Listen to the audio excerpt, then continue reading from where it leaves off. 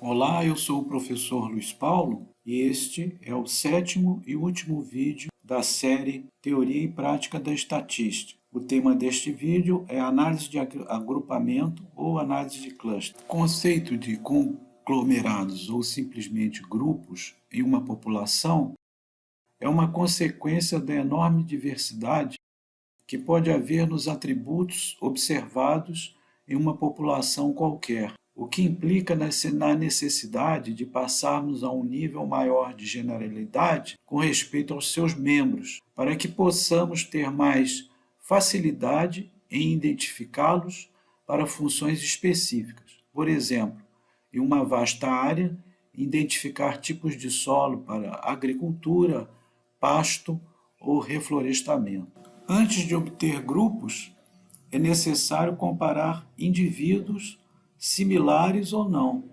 Portanto, a análise de similaridade precede a análise de agrupamento.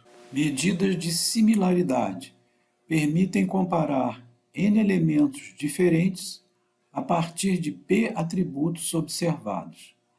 Estas medidas agrupam-se em duas grandes categorias: medidas baseadas na distância, utilizadas quando os atributos são quantitativos. Embora o termo distância possa ser identificado com o comprimento do vetor entre dois pontos no espaço, a definição de distância vai muito além disto, permitindo uma infinidade de fórmulas. Bastam que sejam satisfeitas as seguintes propriedades: positividade, simetria e desigualdade triangular. Uma família válida de distâncias entre dois vetores xi e xj com p componentes é a raiz résima do somatório das diferenças das coordenadas correspondentes desses vetores elevados a R. Há uma opção particular dessa família que todo mundo conhece, que é a distância euclidiana. Se você fizer R igual a 2, você vai ter raiz quadrada das diferenças das coordenadas elevadas ao quadrado. Se você fizer, por exemplo, R igual a 1, a gente tem a distância do módulo, ou métrica do quarteirão. Um problema da métrica euclidiana é a sua dependência em relação à mudança de escalas. Por exemplo, se tivermos os atributos peso e altura medidos para 3 pessoas, inicialmente em libras e pés e depois em libras e polegadas, as distâncias relativas entre as pessoas apresentarão ordenações diferentes. Então, nós temos 3 pessoas, A, B e C. A pessoa A, o peso é 160 libras, a altura 5,5 pés, e se forem polegadas, é 66 polegadas. Basta multiplicar 5,5 por 12. E assim por diante. Então, quando nós temos as alturas medidas em pés, a distância de B a C, pela regra da distância de Euclides, ou distância euclidiana, é 2,01. Distância de A a B é 3,08 e a distância de A a C é 5,02. Quando se mede a altura em polegadas, a distância de B a C continua sendo a menor, é 3,12. A distância de A a C passou a ser a menor e não a intermediária, e não a maior, e a distância de A a B passou para 8,92. Para atributos qualitativos binários, nós podemos utilizar as medidas baseadas na coincidência. Essa restrição para atributos qualitativos é relativa, porque nós já vimos em vídeo anterior que tanto um atributo qualitativo pode ser convertido em quantitativo, como o contrário também é possível. No caso que vamos apresentar, o objeto, a amostra, tem ou não tem a característica. Então, como exemplo, você pode ter um indivíduo e ele recebe a codificação 1 se for casado, se for 1 se for empresário, 1 se tiver casa própria. Já se for solteiro vai receber 0, se for empregado 0, casa alugada 0. Então você tem um cliente que ele é casado, empregado e casa própria. Então ele é 101.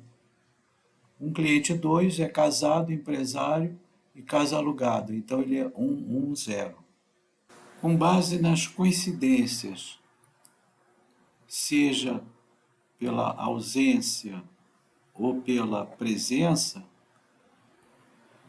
se constroem assim denominados coeficientes, mas seriam como se fossem distâncias, né? Distâncias de similaridade. Então, lá na tabela, no alto do topo do slide, nós temos uma coincidência por ter o mesmo atributo e uma coincidência por não ter determinado atributo daqueles 3 que foram enunciados. Com base nisso, você tem algumas fórmulas que você pode usar. Se você quiser só basear na coincidência, você vai somar as coincidências diretas, né, e as ausências, e dividir por todos os casos. Nesse exemplo aí dos duas amostras, é 1/3. Você pode dar uma ênfase maior, né, nas coincidências e dividir agora também dando uma ênfase no denominador nas não coincidências. E você tem também uma possibilidade de fazer só a coincidência direta, né, de ter o atributo sobre todos os casos, que nessa situação aí deu o mesmo valor da anterior. Uma vez selecionada a medida de similaridade, é preciso estabelecer como os grupos serão formados. 2 grandes classes de métodos podem ser consideradas: métodos hierárquicos e métodos de particionamento. Os métodos hierárquicos promovem uma sequência de fusões, aglomerativos ou divisões. Os métodos aglomerativos iniciam com N agrupamentos, onde N é o número de elementos. 2 agrupamentos que estejam próximos o suficiente são fundidos, reduzindo o número de agrupamentos para N-1. O procedimento continua até julgar-se que o número de grupos atende aos objetivos da análise. Existem 3 critérios mais comuns de proximidade: ligação simples, né, ou distância mínima, ligação completa ou distância máxima e associação média. Considere 5 elementos cujas distâncias estejam representadas na matriz. A menor distância é entre A e B, pelo critério da ligação simples. O primeiro agrupamento seria então constituído pelo grupo AB. Refazendo a matriz de distâncias, obteríamos a menor distância agora é entre D e E, o que leva a um novo agrupamento DE. Uma representação destas etapas pode ser feita pelo dendrograma.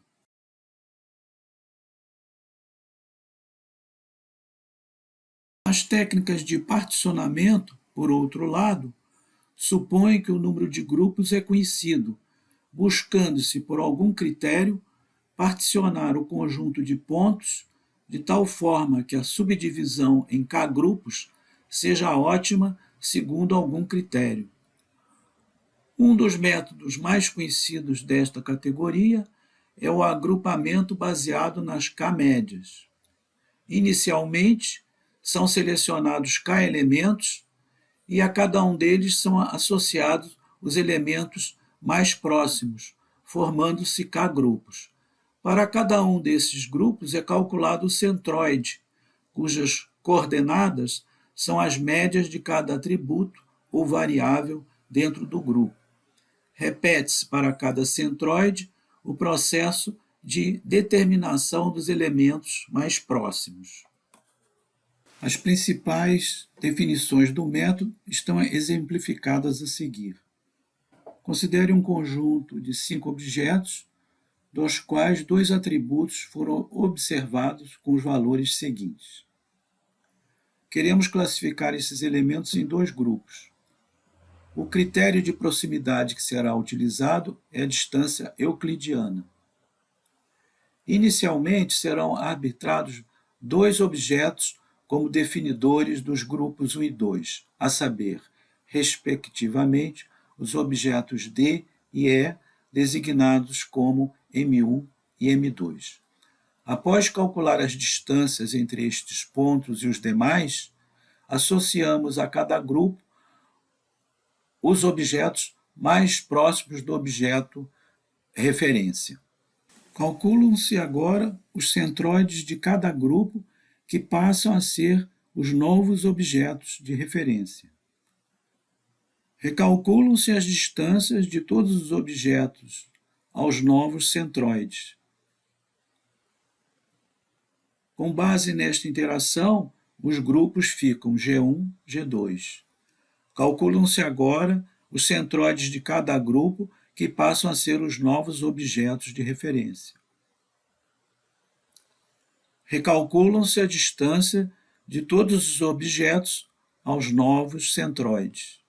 Com base nesta interação, os grupos continuam os mesmos da interação anterior. Então, se para. Aceita-se, então, esta classificação como a melhor para o conjunto de objetos. Outro critério de parada é o cálculo da soma das distâncias aos centroides de cada cluster. Na primeira interação, esse valor é 59, na segunda, 15 e, ao final, 6. A utilização da análise de agrupamentos será apresentada com base em um estudo sobre as variações espaço-sazonais dos processos e parâmetros hidrogeoquímicos das águas subterrâneas nas formações Caboclo e Tombador e na formação Salitre, no município de Lençóis, estado da Bahia. Em 21 poços foram medidos nos períodos de seca e chuva os seguintes íons: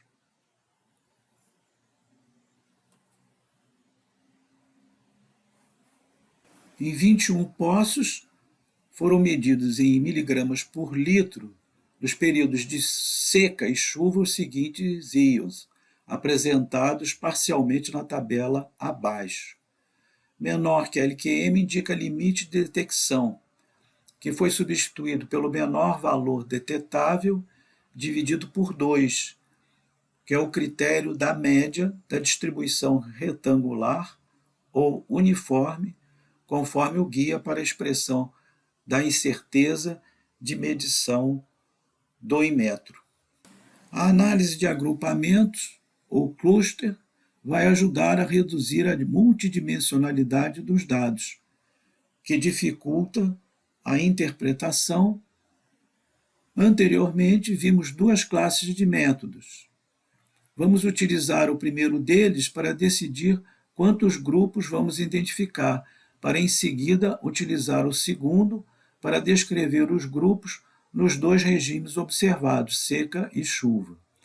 A decisão sobre o número de grupos vai se basear na análise de variância intragrupos sobre variância total, para sucessivas opções 2, 3, 4, 5, retendo-se a opção que der maior resultado para a razão, sem pulverização excessiva dos grupos.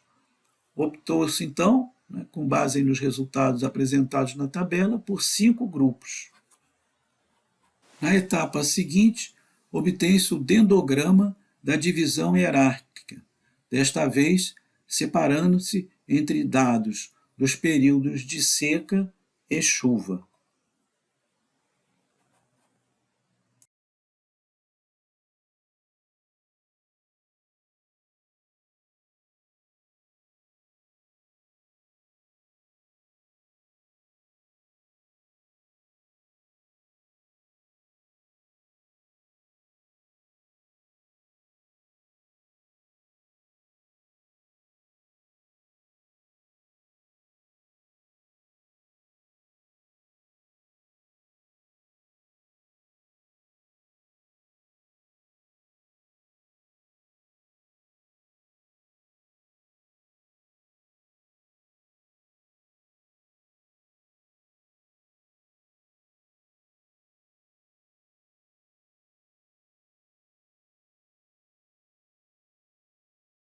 As figuras mostram os dendrogramas com os 5 diferentes agrupamentos, e é possível perceber que nos diferentes cenários sazonais, os grupos 1 e 2 mantêm um comportamento similar, apresentando uma menor distância ou maior semelhança, inferindo que tais grupos possuem características hidrogeoquímicas semelhantes.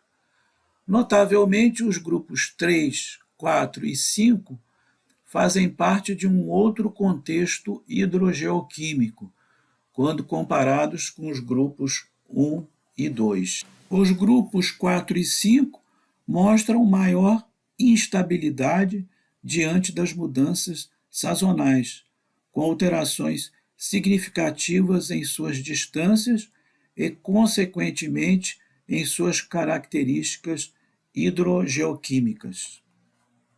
A tabela apresenta as concentrações em miligrama por litro dos 12 parâmetros físico-químicos dos respectivos agrupamentos. C e S representam os períodos chuvoso e seco, respectivamente. Observando simultaneamente as figuras e a tabela, é possível entender os tipos de dados que deram origem aos nós do agrupamento. Por exemplo, os agrupamentos 3 e 4 foram formados por seus pontos estarem fortemente associados a águas com maior teor de sais dissolvidos, como é possível ver na tabela, que mostra valores mais elevados de condutividade elétrica e de praticamente todos os íons maiores. Por outro lado, as amostras de água subterrânea dos grupos 1 e 2 se posicionam em nós distantes dos demais nos dendrogramas por conta de suas baixas concentrações de íons maiores dissolvidos.